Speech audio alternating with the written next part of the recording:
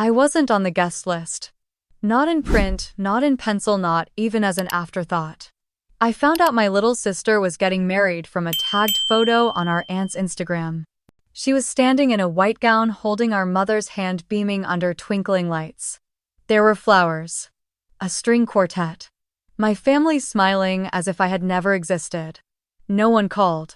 No one asked if I was okay. I had paid Lydia's tuition. Held her hair back when she threw up from anxiety. Given up job interviews to drive her to class. But on her biggest day, I was not even a shadow in the room. So I did what they never expected. I stopped waiting to be chosen. I said yes to the man who had waited patiently for me to remember my worth. We flew to Santorini. Just us. No drama, no guilt, no family. I wore a red silk dress and let the wind tangle my hair. I posted one photo from the bow of our boat. No tags. No faces. Just a caption. Not all families are worth RSVPing for. 3 days later, Lydia called me in tears. Her wedding had imploded. Her mother-in-law had withdrawn everything. And somehow all eyes turned to me, the sister who never even received a save the date. But this isn't a story about revenge. It's about quiet survival, about finally walking away from the rooms that taught you how to disappear. My name is Natalie Quinn. And this is the story of how they tried to write me out, and I rewrote myself instead. I was 10 years old the first time I realized my mother looked through me instead of at me. It was a Sunday morning in Plano, Texas, and Lydia had a fever. She was curled on the couch, cheeks flushed, nose dripping, and Mom sat beside her with a cold compress and a gentle hand on her forehead.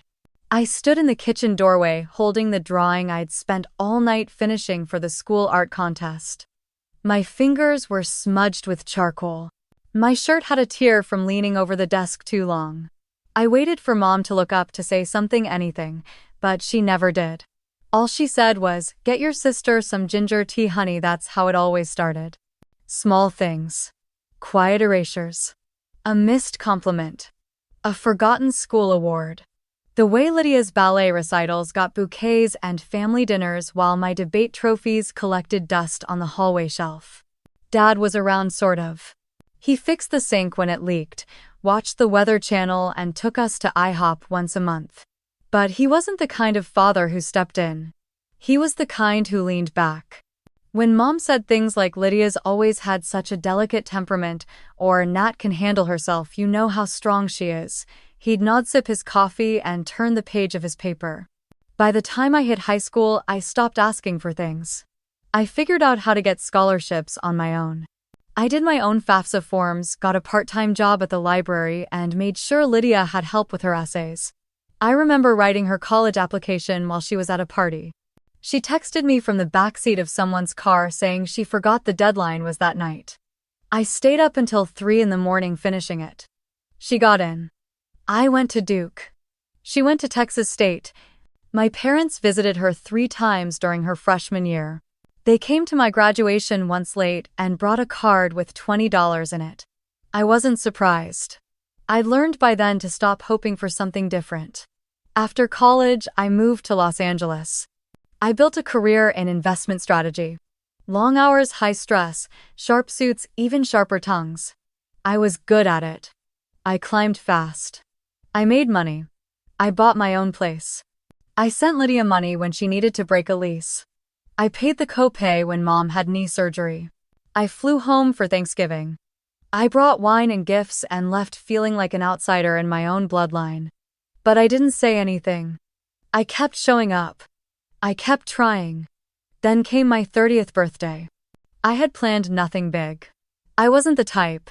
But I took the day off work, booked a table for 3 at a small Italian place in West Hollywood, and called my parents a week before to invite them. Mom sounded distracted. "Oh, that's next Saturday. I think your father has a doctor's appointment in the morning. Maybe we'll see how we feel." I told her I'd reserved the table for 6:30. She said she'd let me know. They never showed up. At 6:45, I was still holding the menu, half reading it, pretending not to notice how the waiter kept glancing toward the empty seats. I finally texted my mom. No reply. I opened Instagram out of habit and saw a post from Lydia. She was at a vineyard outside, Austin laughing over a charcuterie board. The caption said, "Weekend with the fam." I stared at it for a long time. Later that night, I sat in my apartment, still wearing the black dress I'd picked for the occasion, and poured myself a glass of wine. One glass turned into two, then three. At some point, I took out my phone and scrolled through photos from Lydia's birthday 2 years earlier. They'd rented out a small event space. There were string lights and a live guitarist. A cake the size of a wagon wheel. Mom had worn her pearl earrings. Dad gave a toast. Lydia wore a white jumpsuit and posed next to a giant metallic 28. I closed the album and turned off my phone. It wasn't the forgetting that hurt, it was the consistency. The quiet pattern of being left out, of being remembered only when needed, of being the one who always showed up but never got a seat at the table. That was the night I stopped making excuses for them. I didn't cry, I didn't yell. I just let the silence sit. And in that silence, something in me shifted. The next morning, I woke up early, made coffee, and opened my email. Work things. Numbers. Deals. An investor lunch in Westwood. I moved through it all with mechanical precision, like slipping into an old uniform. But underneath the surface, I felt it. That strange weightlessness when something inside you has snapped and you're too calm about it. I opened Instagram. Bad habit. It was just muscle memory at that point. I wasn't looking for anything. But there it was. A photo from Aunt Meredith. Lydia stood in front of a full-length mirror at a bridal boutique in Fort Worth, her hand clutching the bodice of a white lace gown. Her eyes were teary dramatic, tilted just so. The caption said, "Our girl is going to be the most stunning bride this July. So honored to be there for the big moment." July. I stared at the screen for a full minute before I registered the word. I blinked, then scrolled. There were more photos.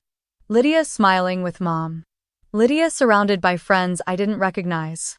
One shot showed her sipping champagne, a fake sash that read "Future Mrs. Witford" draped across her shoulder. No tag, no mention of me. I texted my mother. I just saw Meredith's post. Lydia's getting married. No reply. I texted again. When were you going to tell me? The bubbles appeared for a second, then disappeared. I sat back on the couch, heart slowing, mind speeding up. This wasn't just forgetting, this was deliberate. A wedding is not a surprise. It's planned. It's funded. It's discussed for months. And they had kept it from me entirely. I opened Lydia's profile. Blocked. I closed the app, tossed my phone onto the table, and stared out the window at the traffic on La Cienega. Horns, heat. The endless churn of people going somewhere. My phone buzzed. It was Alyssa. Want sushi or rage drinks tonight? I sent back one word. Both. That evening we met at our usual spot in Koreatown. Alyssa was already 2 sake bombs in by the time I arrived. Her lipstick was smudged and she waved me over with both hands. Tell me everything, she said. I slid into the booth, told her about the Instagram post, the radio silenced the block. She didn't even text you? Alyssa asked wide-eyed. I mean, that's not passive-aggressive, that's just surgical. She took a sip from her glass, leaned closer. You know what this is, right? What you're too successful. They can't control you anymore. I raised an eyebrow. Seriously, she said. You used to be the responsible one, the fixer. You paid for her school stuff. You flew home for every holiday. You never made a scene. Now you're out here living in LA making 6 figures, dating Nolan Graves, and she's still stuck in Fort Worth playing princess with some guy who probably thinks quinoa is a religion.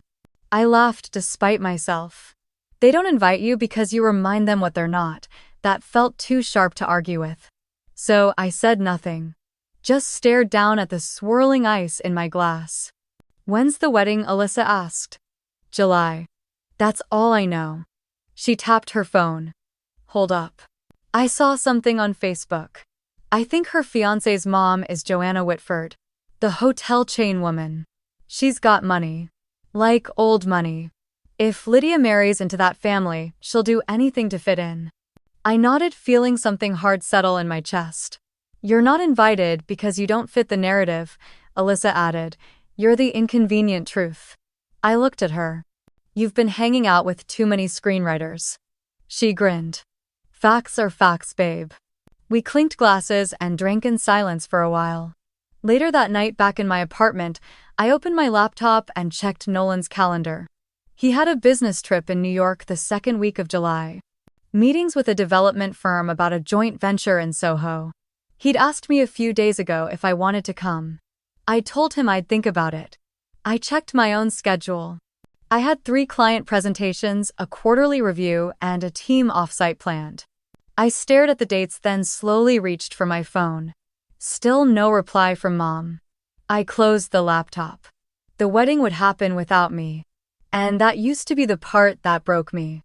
That I was excluded. Erased. But now for the first time I saw the outline of a choice. A door that had been shut was now irrelevant.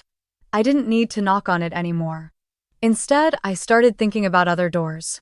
And what might happen if I walked through one without asking permission. I didn't make a plan, not at first. I just started packing a small suitcase the next day, folding things into neat squares without overthinking. Business slacks, a black sheath dress, 2 silk blouses, my favorite blazer, lipstick the color of certainty. My passport just in case. I didn't know where I was going yet, but I knew I couldn't stay in that version of my life any longer. Nolan had mentioned the trip to New York weeks ago. Meetings with a design firm about a midtown redevelopment, dinner with potential investors, a stop by a private equity panel he'd been invited to speak at. He'd asked if I wanted to tag along. At the time, I'd said maybe. I didn't have a reason then. But now I did. When I told him I was coming, he didn't ask why. Just glanced up from his tablet, gave me a slow smile, and said, "Good. I was hoping you'd say yes." We landed at JFK on a Thursday morning. June was soft and heavy in the air, the kind of humidity that stuck to your neck. Our car wound through the city while I watched the skyline shift into view, that stubborn Manhattan silhouette I once dreamed of living in when I was 19 and naive. The Mercer was quiet, the kind of expensive that doesn't have to say so. Our suite was minimalist and cool, bathed in light and pale wood and too many pillows. Nolan had a call lined up 10 minutes after we arrived. I left him with his laptop and his second espresso and took a walk down Prince Street, trying to shake the nerves buzzing just beneath my skin. I stopped at a bookstore, bought a novel I had no intention of reading, and let myself be invisible among the shelves. That was something New York had always been good for. Disappearing without vanishing. That evening we had dinner reservations at a place in Tribeca. I couldn't pronounce the kind of restaurant that never listed prices and offered 12 types of salt. I wore the black dress I'd packed last minute and tried to remind myself to breathe. Nolan noticed. "You're quiet," he said once we sat down. "Not like you." I shrugged. "Just tired. From work. From pretending things don't bother me." He didn't push. He just nodded, reached for the wine list, then paused. "Do you want to talk?" "Not here," I said. He nodded again. We ate in near silence. The server kept checking in, offering delicate questions about sauces and pairings. I barely touched my food. Later, back at the hotel, I stood by the window with a glass of water and stared at the city lights like they owed me something. Nolan leaned against the doorway to the bedroom, tie loose sleeves rolled. "You know you can tell me anything, right?" "I know." "Then say it." I turned toward him slowly. My voice wasn't sharp. It wasn't emotional. Just level. "Lydia's getting married in July." He blinked once. "You just found out on Instagram." "Wow. Yeah." He waited. I let the silence hang before continuing. "They didn't tell me. Didn't invite me. She blocked me last year after a fight and apparently decided that was permanent. My mom never said a word. I had to see it through someone else's phone. Like a stranger." Nolan stepped further into the room. "I'm sorry." I nodded, not expecting more. Then I added, "It's not even the wedding. It's everything before it. The pattern. The way I was always the fixer. The one they leaned on when they needed money or help or a place to stay. And now that she has some guy with a fancy last name, I'm disposable." "You're not disposable," he said softly. "I'm dangerous. Because I know the truth. Because I remember who paid for Lydia's first semester at Texas State when Dad's insurance lapsed. Because I remember writing her college essays and covering the copay when Mom had her gallbladder surgery. I was the safety net. And now I'm the embarrassment. Nolan crossed the room, stood next to me. You were never an embarrassment. I know that. But they don't. And I'm tired of waiting for them to figure it out. I set the glass down. I'm tired of asking to be let in. Of trying to be good enough for people who only value me when I'm silent and helpful. Nolan's eyes didn't move from mine. Then stop asking. He said it so easily, like it was the most obvious thing in the world. I let that settle in the air between us. You know, he said quietly, you've spent your whole life twisting yourself into shapes to be accepted by people who refuse to see you. Maybe it's time you stopped doing that. Maybe, I echoed. He reached for my hand. Not dramatic, just grounding. I want something with you, Natalie. Something that doesn't require you to shrink. Something where you don't have to prove yourself every damn day. I didn't breathe for a moment. What are you saying? He looked down like the words mattered more than the delivery. Would you want a life where you never have to ask to be seen? The question cut through the quiet like a thread pulled taut. It wasn't a proposal in the traditional sense. There was no ring. No kneeling. No sunset background or scattered rose petals. Just a man. And a choice. I didn't need to think about it. Yes. One word and something unspoken between us finally exhaled. We didn't toast. We didn't post a photo. He just kissed my forehead, then turned off the light while I stood a little longer by the window. The city didn't look different. But I did. For once I wasn't on the outside waiting to be invited in. I had finally chosen a door that was already open, and I walked through it. The Monday after we got back from New York, I sat at my desk at Westmount Capital and stared at the numbers on the screen like they were written in another language. Spreadsheets, blurred strategy decks blinked from the desktop, but none of it felt real. Not the quarterly forecast. Not the team huddle at 9. Not the Slack messages piling up from junior analysts asking for last-minute approvals. I closed my laptop. Then I opened a new email draft. Subject line: leave of absence request. Except I didn't ask, I stated. Effective immediately, I will be stepping away from my position at Westmount Capital. This decision is not made lightly, but it is made clearly. No return date. No explanation beyond what they already knew but never said aloud. That I had been carrying too much for too long. That I had smiled through weekends, lost to pitch meetings, through skipped holidays, through being the only woman in rooms where everyone else measured themselves in golf scores and venture portfolios. I hit send. Saturday back. Exhaled. Later that evening, Nolan walked into the kitchen while I was reheating leftover pasta and said, "Pack light." I turned. For what, he pulled out his phone, flipped it around. A hotel confirmation. A map. Blue seas. Curved white rooftops. Santorini. I blinked. Seriously? He shrugged, casual as ever. You need air, sunlight, distance. No better place than a cliffside villa with an infinity pool and no agenda. I smiled, small at first, then wider. When next Friday? 10 days. Just us. And no laptops. I stepped toward him. Did you plan this today? He tilted his head. I may have booked it a few days ago. Just in case you came back different from New York. I laughed. You're either psychic or presumptuous. Both probably. The next day I told Alyssa. She squealed loud enough to make the barista at Common Ground flinch. Santorini? Oh, we're not playing around anymore. She reached into her oversized tote and pulled out a dress bag. You planned this. I planned for the day you stopped playing small. She unzipped the bag to reveal a crimson silk slip dress, bias cut deep, back high slit, unapologetically bold. It's from that designer I told you about. Taylor Esme. Handmade. One of one. Alyssa. Don't argue.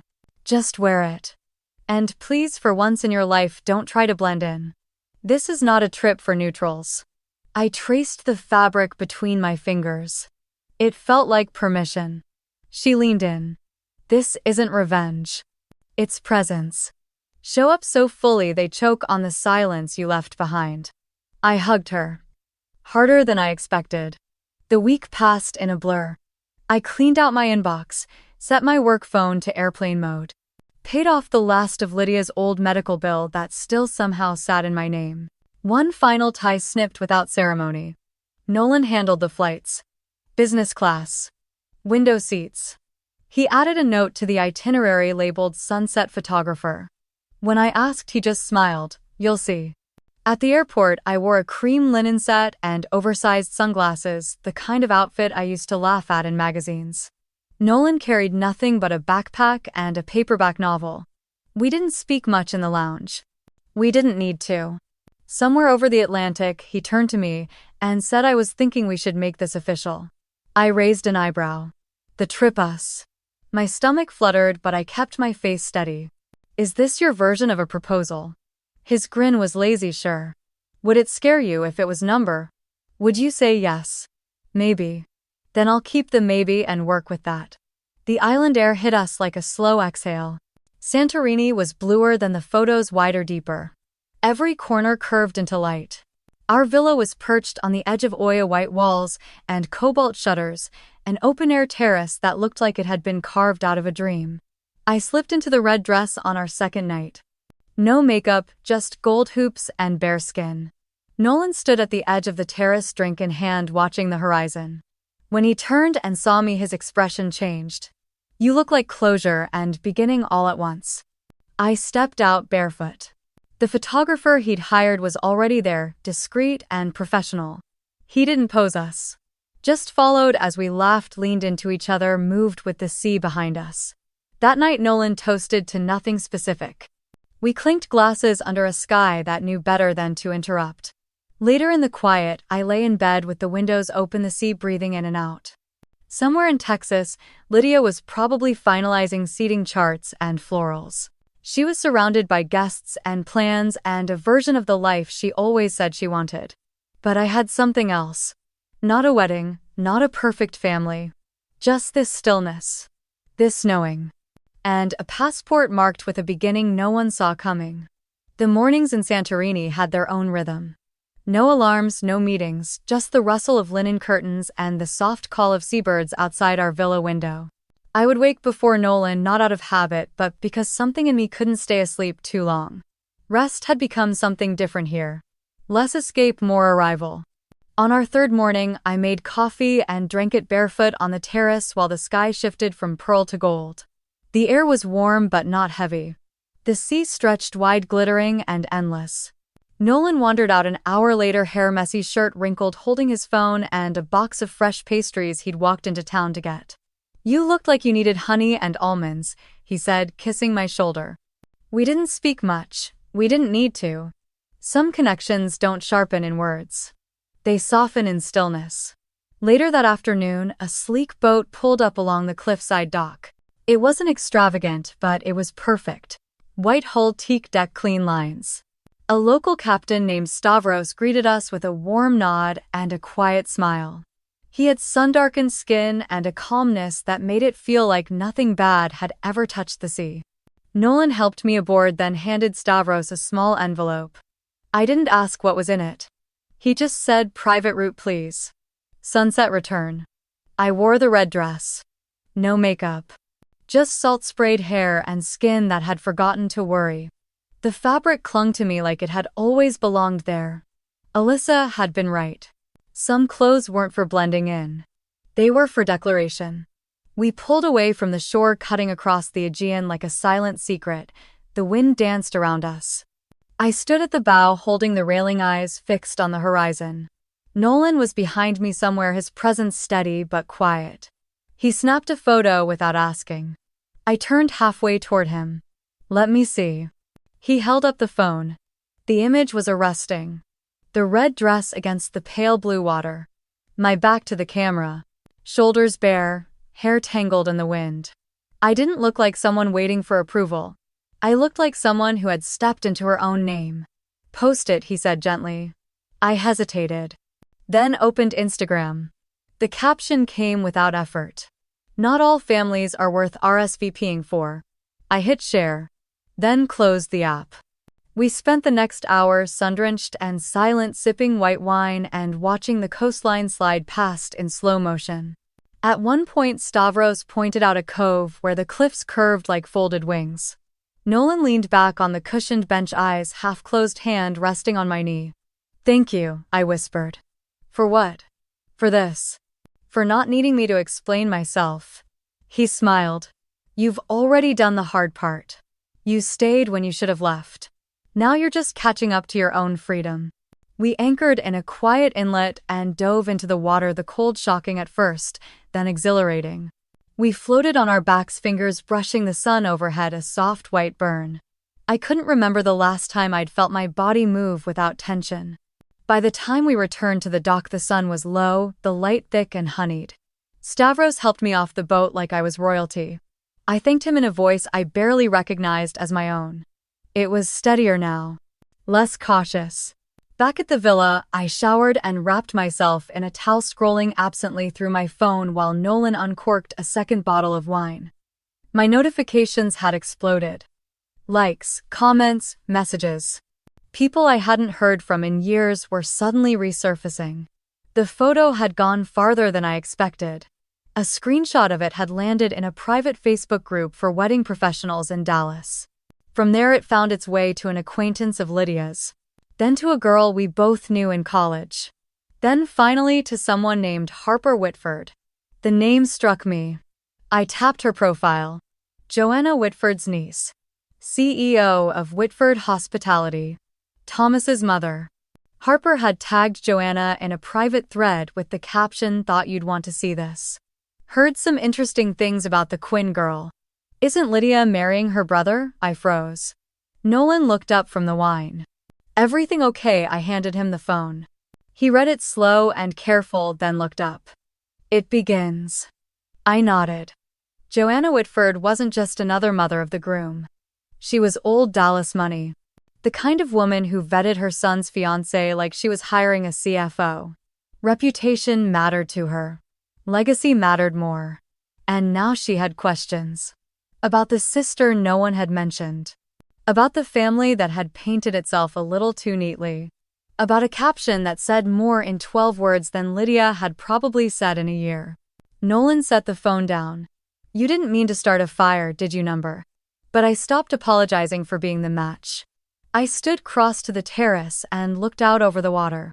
The breeze picked up, catching the edges of my towel, and I held it tighter around me.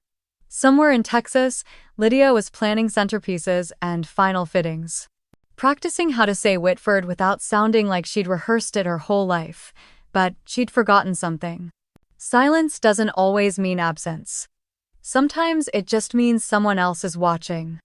And waiting. Joanna Whitford read the caption 3 times before setting her phone down. She didn't like being surprised. In her world, surprises cost money, headlines, and control. Control was what kept her name pristine across boardrooms and ballrooms alike. So when someone whispered that her future daughter-in-law's estranged sister was now a viral silhouette in a red silk dress, Joanna took notice. The first call she made wasn't to Lydia, it was to her assistant Karen.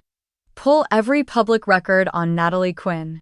Education, employment, property, published articles. Start with Los Angeles. And pull Lydia's file while you're at it. Karen didn't ask questions. She never had to. By the end of the day, a folder landed on Joanna's desk at the Witford Hospitality corporate office in Dallas. It was thick, clipped at the edges. She read every page, every resume line, every conference Natalie had spoken at, every headline that mentioned her name. Duke University class of 2015. MBA with distinction. Former director of strategic investment at Westmount Capital. Currently on sabbatical. Joanna raised an eyebrow. Then she flipped to Lydia's file. Texas State University. Graduated 2018. Degree Communications. GPA average. A few PR internships, including one at the Witford Group, which she had acquired with some charm, and a padded resume. Joanna frowned. She remembered that internship. Lydia had said she was from a private liberal arts college in the Northeast. Claimed she transferred mid-degree due to family illness. There was even a fake alumni pin on her blouse the first time they met. Joanna reached for her desktop, opened the company's server, and pulled up archived onboarding files. It took less than a minute to find it. An email dated July 2021 from Lydia Quinn to HR. Attached, please find my updated resume. I've included my academic history from Greystone College in New York. Please update my profile accordingly. I believe the Witford Group values discretion and legacy, and I want to make sure I represent both fully. There was no Greystone College in her academic record. Because there was no Greystone College at all. Joanna clicked through to the attachments. The file was amateur. A template resume filled with inflated titles and fabricated internships. She scrolled back to Lydia's onboarding photo. Polished. Poised. Smiling just a little too wide. She sat back and pressed her fingers together. Someone had sold her a story. And Joanna hated being sold something she didn't vet herself. The next morning she called her son.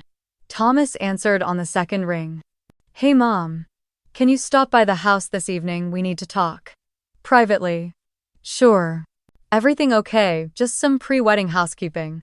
When he arrived, she was in the conservatory sipping mint tea and waiting beside a folder she hadn't touched since breakfast. She didn't offer him anything to drink. Just gestured for him to sit. What's going on? Thomas asked. Tell me what you know about Lydia's family. His face twitched. She's close with her mom. Distant from her dad. Says she lost touch with her sister years ago. Joanna nodded. That's one version. There's another, yes. One that includes a very present, very successful sister named Natalie, whose career is not only impressive but verifiable. Thomas blinked. Wait. Natalie, like the woman in the photo everyone's talking about, the one in Greece. Yes. That's Lydia's sister, it appears so. Why would she lie about that? You tell me. Thomas rubbed his temples. She always said things were complicated. That Natalie had cut ties, that they weren't close. Did she mention where she went to college? Some small school in New York, I think. She said she transferred. I never thought to Greystone College. Yeah, maybe. Joanna opened the folder and handed him the printout. There's no such institution. Not accredited. Not recognized. Possibly fabricated. Thomas scanned the document, lips tightening. You're telling me she lied about her degree? She lied about more than that. He dropped the paper on the table. This is a mess. Joanna didn't blink. It's a warning. And I don't take warnings lightly. What do you want me to do? I want you to talk to her. I want you to ask her to explain. And I want you to think very carefully about the kind of family you're attaching yourself to. Thomas leaned back stunned. We're getting married in 3 weeks. Then you should be certain.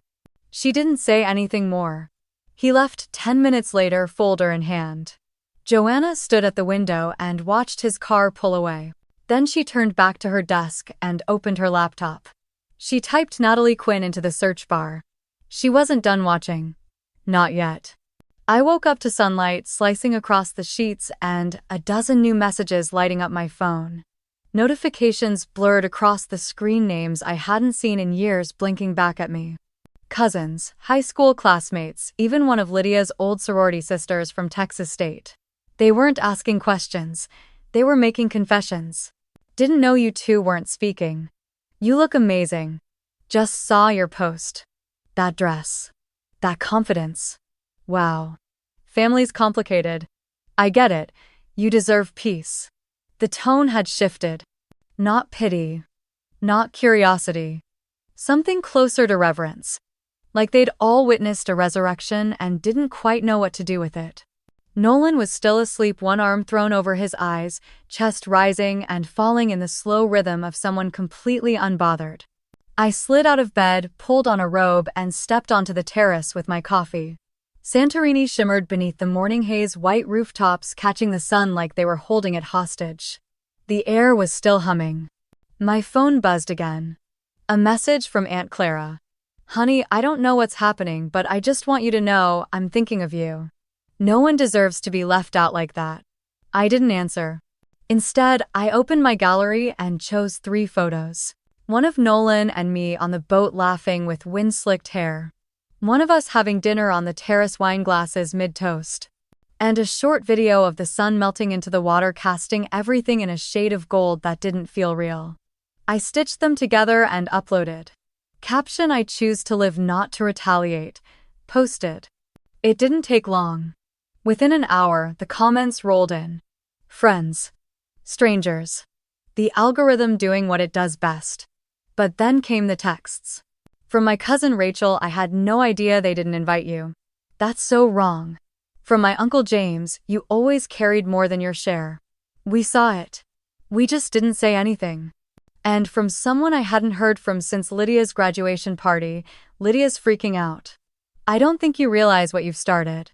I set the phone down and sipped my coffee. The wind picked up a little, brushing my cheek like it had something to say. Nolan joined me 15 minutes later, shirtless, squinting into the sun. You're famous again, he murmured, nodding toward my phone. Not the kind of famous I planned for. You didn't plan it at all. Exactly. He sat beside me, took my coffee, sipped it without asking. Any regrets? I thought for a second. Only that I waited this long to stop playing small. Later that afternoon, I received a message from someone I hadn't expected. Camille. One of Lydia's old college friends. The kind who always hovered just close enough to benefit from proximity but never close enough to know anything real. Her message was brief. She's unraveling. Just thought you should know. I didn't respond. But I did reread it. Unraveling. It was the word I'd always feared would apply to me. Back when I held everyone else together. But it wasn't me fraying this time. It was the image Lydia had curated for years. The perfect younger daughter. The polished bride-to-be. The one who didn't need a sister because she had everything under control. Turns out that image was thinner than we all thought. By evening, another message came in. This one from my younger cousin Marcus. Just spoke to your mom. She's trying to keep things quiet, but Lydia's losing it. She thinks you're going to ruin the wedding. Said she's never felt so betrayed. I stared at the words. Ruin the wedding. Betrayal. As if absence could be that loud. As if living well was an act of violence. Nolan glanced at me from across the room. Problem number: just family. He raised an eyebrow. The messy kind or the manipulative kind? Both.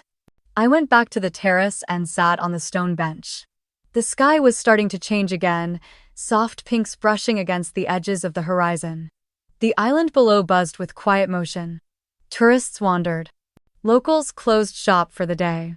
But here above it all, time felt like it had paused just long enough for me to breathe. Then came the final message. From my cousin Elise. Lydia's spiraling. She thinks you planned all this. She said you're trying to destroy her. But honestly, I don't think she realizes how much of this she did to herself. Just be careful. You struck a nerve deeper than you think. I didn't answer. I just sat there listening to the wind rise again, louder this time, almost like applause. In a ballroom just outside of Nashville, the morning light filtered through crystal chandeliers, catching on the edges of perfectly arranged centerpieces that would never see guests. Servers stood still beside untouched tables. Musicians packed up their instruments without a sound. Joanna Witford had arrived at the venue at 8:00 sharp, wearing a navy suit, no makeup, no jewelry except her watch. She didn't ask for coffee. She didn't greet the coordinator. She walked straight to the head of the planning team and said, "Shut it down." The planner blinked. "Excuse me, the reception, the banquet, the floral wall, the 6-tier cake. Cancel all of it. Strip it to family only." She didn't wait for questions. Joanna never did. By 9:30, the caterers were folding tablecloths. The photographer was reassigned to the ceremony only. Guests received discreet emails blaming an unexpected change in logistics. Inside the bridal suite, Lydia was sitting in her robe, makeup halfway done, hair curled and pinned in soft waves. Her phone buzzed nonstop, but her hand stayed still on her lap. When the wedding planner stepped in and quietly explained that the reception was no longer happening, Lydia blinked once. Then again. "What do you mean, no longer happening? Your future mother-in-law has pulled the funding." She's requested a scaled-back ceremony with only immediate family. No dinner, no music, no press. Lydia stared at her own reflection for a full 5 seconds before whispering. She said she loved the design. She signed off on the tasting. Yes, but something changed. Lydia slowly walked to her phone and opened the group thread. Dozens of texts, questions from friends, confusion from vendors, silence from Thomas. She dialed her mother. "Why aren't you doing anything?" Marilyn's voice came quiet and brittle. "Honey, it's Joanna's call. We don't have the money to cover what she's backing out of. You said this was under control." "I thought it was. I told you Natalie would ruin this." There was a pause on the other end. This isn't about Natalie. This is about something Lydia did. But Lydia didn't hear that. Or maybe she refused to. She threw her phone onto the velvet bench, mascara smudging as she pressed her fingers against her eyes. An hour later, in a small chapel behind the main venue, a wedding took place with only 20 people seated. No flowers beyond the altar. No aisle runner. No pianist. Just Thomas, his face unreadable, standing beside a minister as Lydia walked toward him in a dress that suddenly looked heavier than it had hours ago. He didn't say much, neither did she. When they said their vows, she stumbled. Not over the words, but over the silence between them. At that very moment, 300 miles away, I was sitting in a cafe in Oya, the breeze warm on my arms, a cappuccino half-finished beside me. Nolan had gone to pick up ferry tickets for a day trip to Paros. I was scrolling absent-mindedly when I got the alert. Verve Style had published their summer edition. I clicked the link without thinking. There I was. The Santorini photo. The red dress. My back to the camera. The caption, "Power without apology." It wasn't a feature on me. Just a photo accompanying an article about quiet reinvention. But my name was in the credits. Photo courtesy of Nolan Graves. Location Aegean Sea. Subject Natalie Quinn. My stomach twisted. Not from shame. From knowing. That image, that single captured moment, had made it farther than I ever intended. Farther than the Quinn family dinner table. Farther than Lydia's carefully curated guest list. I didn't share it. I didn't post a reaction. I just sat there, phone screen dimming in my palm, heartbeat even. Back in Nashville, whispers were starting. Aunt Janet leaned over to Uncle Mike during the ceremony and murmured, "Did you see that picture of the sister? She's not here." "No, she's not." "And the mother's face, have you seen it? I think something's wrong." In the bridal suite after the vows, Lydia pulled Thomas aside. "Why didn't you say anything about what about your mom? About canceling the reception?" He shrugged. "She told me last night. Said she had her reasons. I figured you'd talk to her. You're supposed to stand up for me.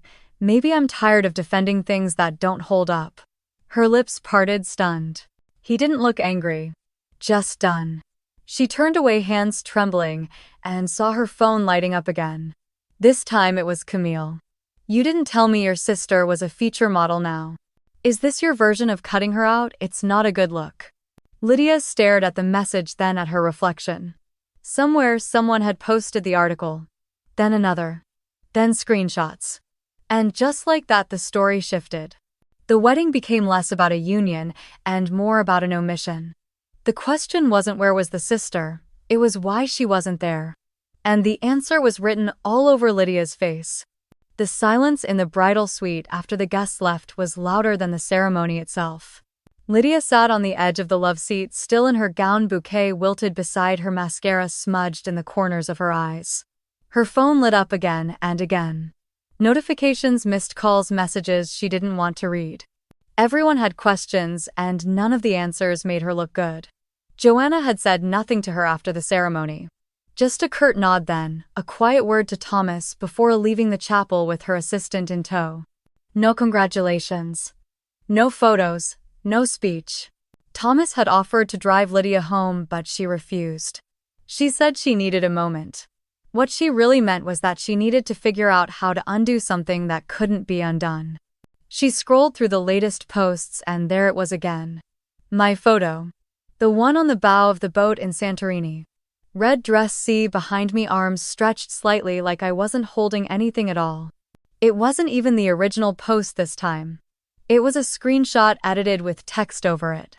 When you erase people, they don't disappear. They evolve. Lydia dropped the phone into her lap, face pale. That night, just past midnight, my phone rang. I was half asleep, the soft rustle of waves outside the window of our Santorini villa like a lullaby. Nolan stirred beside me but didn't wake. I reached across the bed, saw her name, and for a moment considered letting it go to voicemail. I didn't. I answered and said nothing. The silence on the other end wasn't empty. I could hear her breathing uneven and tense. Then softly, "Why did you do this?" My voice was calm. "Do what? The post. The dress. The magazine. You knew it would get back to them. You knew Joanna would see it." I sat up in bed, feet touching the cool tile floor. "You're upset because people finally saw me. I'm upset because you made my wedding about you." I laughed once quietly. "You didn't invite me. You pretended I didn't exist. And now that I'm simply living, I'm the problem. You humiliated me." "No, Lydia. I lived my life. You're humiliated because the lie unraveled. Because the story you told wasn't built to hold." She went quiet, but I could still hear her breath hitch. "Joanna canceled the reception. My dress didn't even get photographed. Half the guests left early. You don't understand what you cost me." I shook my head slowly. "You cost yourself that. You lied about who you were. About me. About everything. I didn't ruin your day. I just refused to stay invisible so you could shine without shadow." She sniffed, sharp and shaky. "It wasn't supposed to go like this. Number. It was supposed to go exactly like this. Because you built something hollow, and when someone knocked gently it collapsed." She was crying now. I could hear her try to stifle. It could imagine her wiping her face in the dark so no one nearby would notice. Still trying to preserve the picture. Still trying to control the frame. "I didn't want it to be like this between us," she whispered. "Then you shouldn't have blocked me. You shouldn't have lied. You shouldn't have let Mom pretend I didn't matter." Her voice cracked. I thought, maybe if I had one thing that was just mine. You always had that. You had everything. Attention. Support. No one ever questioned your softness. I gave you space, Lydia. I even gave you silence. But I'm done giving pieces of myself to people who don't know what they're holding." There was a pause. Then she asked, quieter than before, "So what now?" "I don't know. But I'm not the one who needs to fix it. You hate me, number. I don't hate you." "Then what do you feel?" "Nothing," I said. "And that's how I know I'm finally free." She didn't respond. After a few moments, the call ended. I didn't cry. I didn't throw the phone. I just sat there, the breeze from the open window brushing against my skin like a benediction. I walked into the kitchen and poured a glass of water. Nolan appeared in the doorway, rubbing his eyes. "That was her, yeah. You okay?" "Better than I expected." He reached for my hand, grounding me in a way I hadn't realized I needed. Back in bed, I scrolled through my messages. Alyssa had sent 3 photos, all screenshots of the Verve-style preview layout. My photo was now the cover for their August edition. The title across the image read, "Redefined Grace." I stared at it for a long time. Then I turned the screen off. Nolan touched my arm. "They published it." "Yeah. What did they say?" "Nothing I haven't already said to myself." "You gonna tell your family number? You gonna post it number?" He paused. "Why not?" "Because it doesn't matter if the world sees it. It only matters that she did." He nodded once, understanding.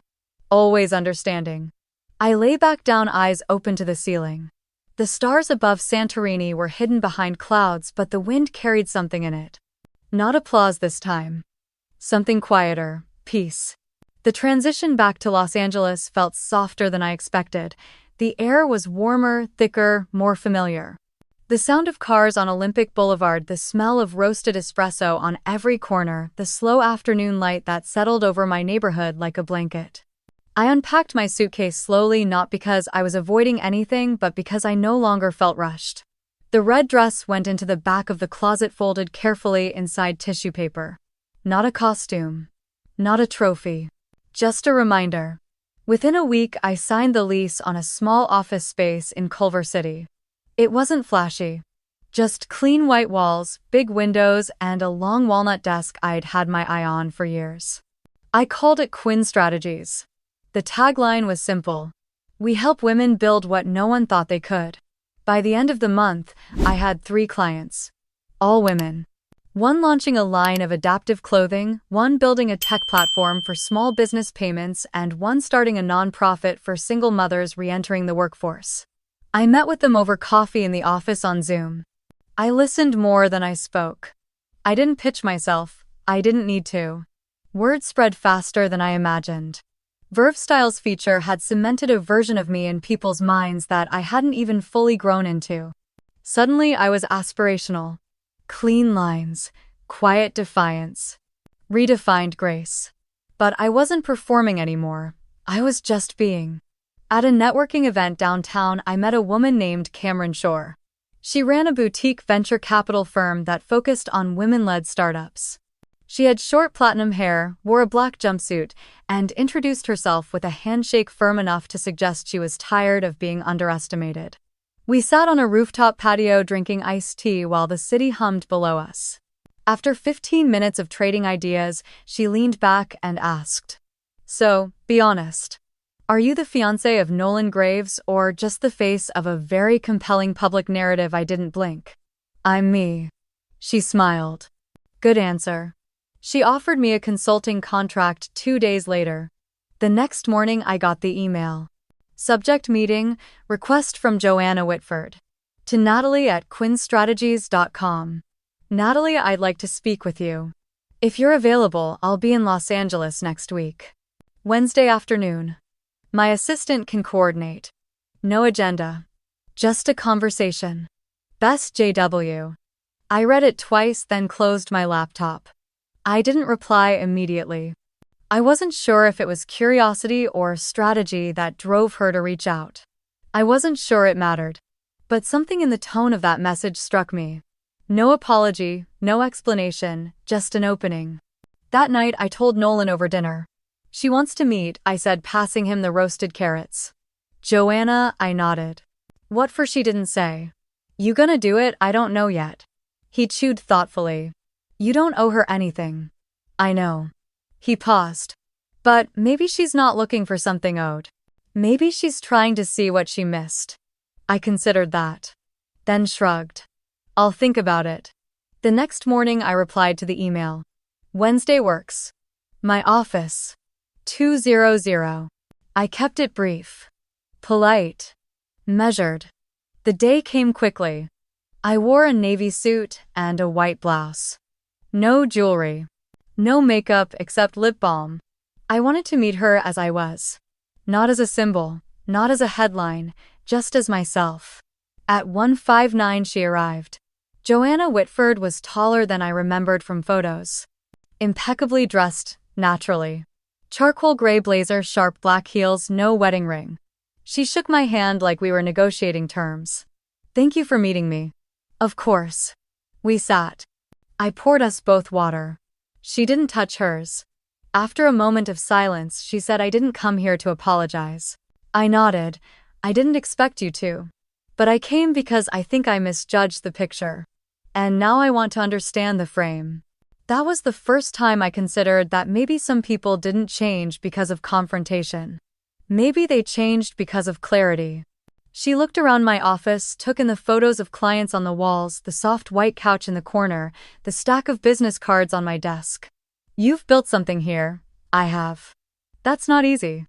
Especially with your last name. I smiled faintly. That's why I use my first. She almost smiled.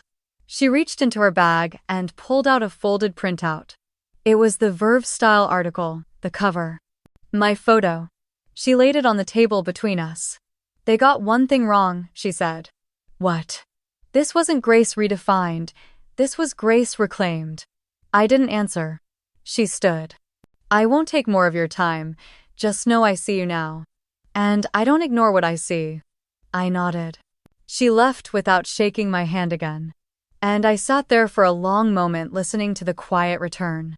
The light outside had softened into gold when I finally stood and locked the door behind her.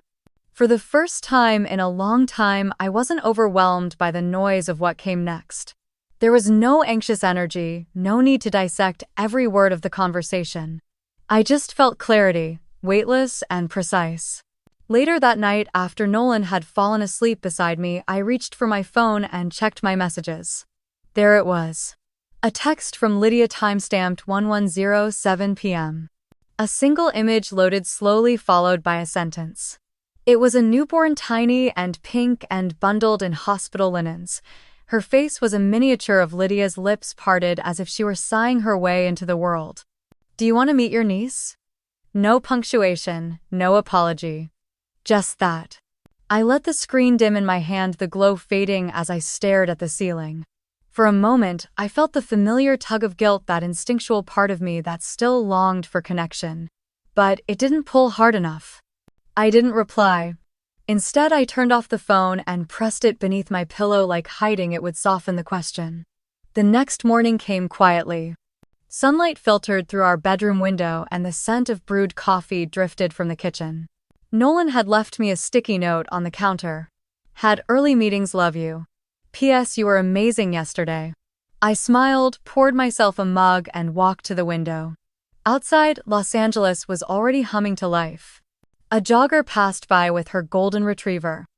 A delivery truck rumbled down the street. I breathed in, grounded and steady. At the office, I was reviewing client strategy notes when an assistant from Joanna's team emailed me. She wanted to confirm a second meeting.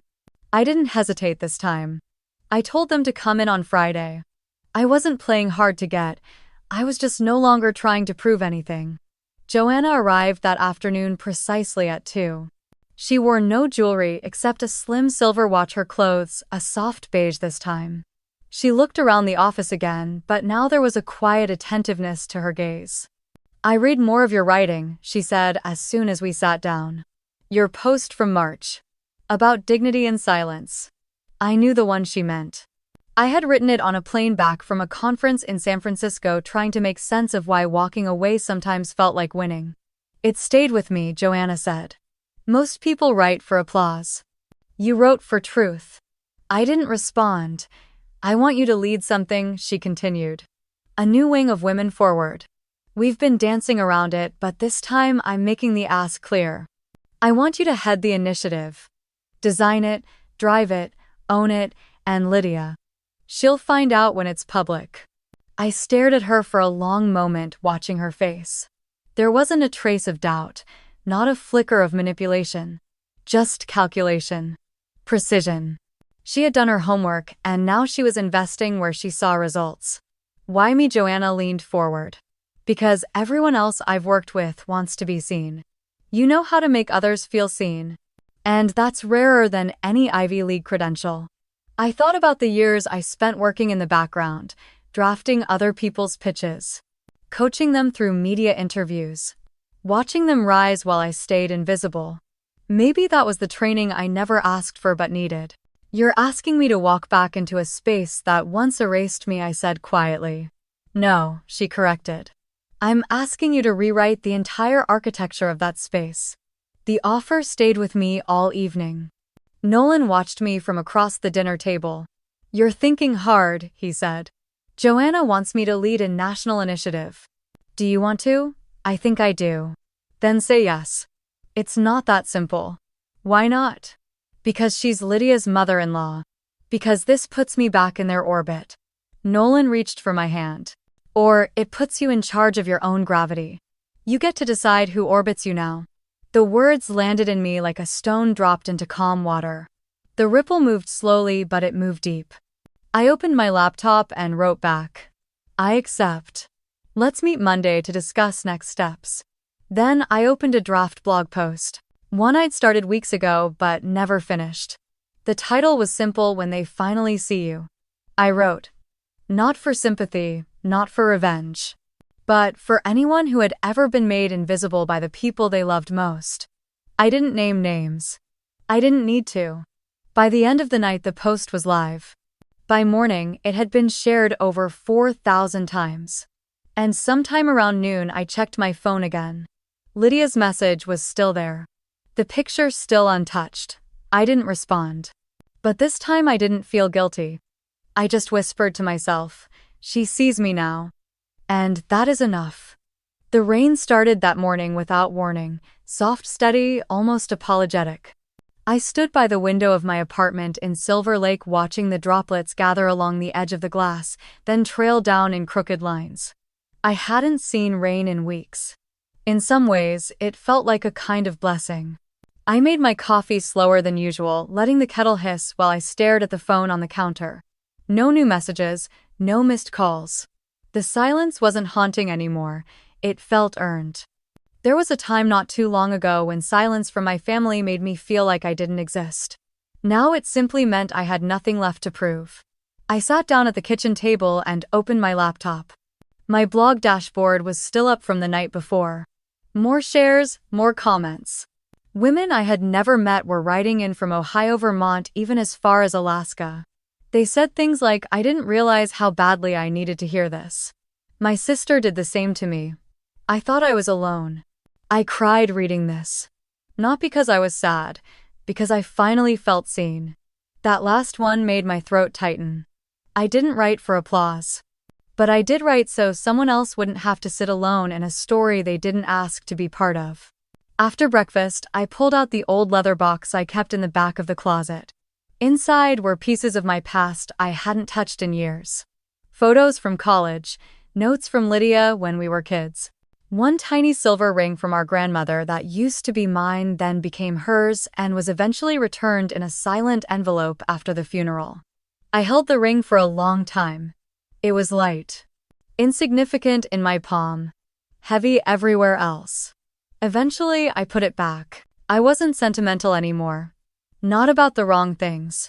In the early afternoon, I walked to the nearby bookstore, the one Nolan and I used to frequent before the pandemic. The clerk remembered me. You're the one from the article, right? The girl behind the counter asked, tilting her head. What article? That online piece. About women rebuilding after betrayal. Your photo was featured. I blinked. I didn't know it had been picked up beyond Verve style. I hadn't authorized that. But I just smiled. Yes, I guess that's me. She beamed. It helped me a lot. I'm not talking to my mother anymore. And I've been trying to feel okay about that. You're okay, I said gently. Sometimes we survive people we love. That doesn't make us cruel. It just makes us honest. Later that evening, I poured a glass of wine and returned to the same chair by the window. The rain had stopped, and everything outside looked rinsed clear, stripped of anything false. My phone lit up once more. Still the same photo. The baby girl still swaddled in hospital blankets, eyes closed in that way only newborns know. I hadn't responded for days. Lydia hadn't followed up. Maybe she expected nothing. Or maybe she expected me to show up anyway. She always had. I let the photo linger on my screen. I studied the tiny mouth, the delicate fists, the full weight of life wrapped in pink fleece. She was innocent. And so was I once. I whispered a quiet goodbye under my breath. To the child. To the years that formed Lydia and me. To the girl I used to be who thought love had to be earned through silence and sacrifice. Then I did the only thing left. I deleted the message, not out of anger, not out of pride, but because some endings need to be chosen. Especially by the one who was never given the power to start anything. The next morning, I launched the first phase of our Women Forward mentorship program. My inbox was flooded with applications. Young women, single mothers, first-generation entrepreneurs, dreamers, who had never been told they mattered. Now they were hearing it from me. And the difference was this time I believed it too. My life didn't look like Lydia's Instagram stories. It didn't come with themed parties or curated applause, but it was mine. Honest, earned. Enough. To anyone listening right now who knows what it's like to be the quiet one, the overlooked one, the name left off the list, you're not forgotten. You're not too late. And you are not small. If someone chose to erase you from their story, maybe it's time to write your own. If you've ever had to rebuild from silence, I hope you'll share that story. There is power in telling the truth, and healing in being heard. Leave a comment. Let others know they're not alone. Hit like if this found you when you needed it. And if you're ready to stay for more journeys like mine, subscribe. We're not done yet. The comeback doesn't always have to be loud. Sometimes it's just a woman choosing herself, and that choice is everything.